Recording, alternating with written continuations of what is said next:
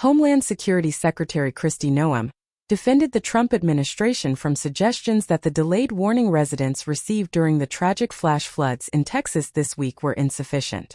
While speaking at a press conference alongside Texas Governor Greg Abbott on Saturday, Noem was asked by a reporter about whether the fact that he and many others did not receive warnings from the National Weather Service until 7 a.m. was a fundamental failure of the federal government's responsibility to keep people safe. Noem argued that the technology was ancient and that the Trump administration is working to upgrade it. When President Trump took office, he said he wanted to fix that and is currently upgrading the technology.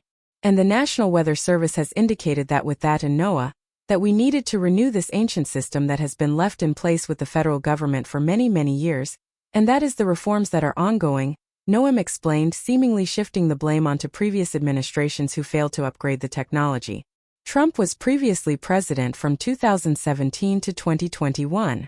When asked about the impact of cuts and closures made to weather research labs as part of Trump's One Big Beautiful Bill, Noem once again defended the current administration, telling reporters that she would relay their concerns to the president.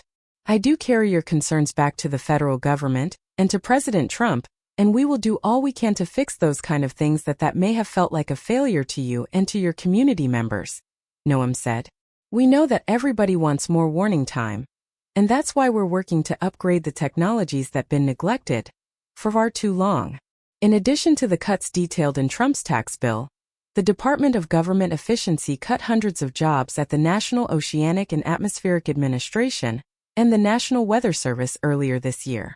A May report from NPR detailed how the NWS was left reeling by the cuts, with 8 of the 122 NWS offices across the U.S. falling below the level of staffing that enables them to operate 24 hours a day, with a former NWS meteorologist telling host Scott Simon that the current situation was not sustainable.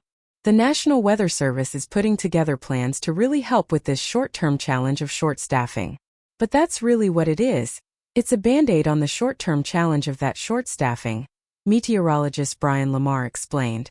At least 47 people, including 15 children, have lost their lives in the floods. More than 20 young girls are still unaccounted for after their camp was flooded, and at least 4 of the young campers have been confirmed dead. Republic. August Pfluger, Republican Texas, revealed on X that 2 of his daughters had been attending the camp, but had been safely evacuated. "We want to thank the first responders who have come from far and wide to save lives," he wrote. "The TX Division of Emergency Management has been incredible, and the White House, DHS, FEMA, DPS and local officials have all been responsive and helpful." Last month, Trump announced plans to begin phasing out FEMA once the year's hurricane season had ended, and that disaster relief funds would be distributed directly from the White House, telling reporters, "We're going to give out less money." Just 3 weeks ago, Abbott was asked about Trump's plan to do away with FEMA. Andrew Mahalaris, the governor's press secretary, said his boss has full confidence that the Texas Division of Emergency Management will be able to swiftly take action when disaster strikes. On Saturday, Abbott confirmed that he has requested federal assistance to aid in the state's recovery efforts. The Daily Beast reached out to both the Department of Homeland Security and the White House for comment, but did not immediately hear back.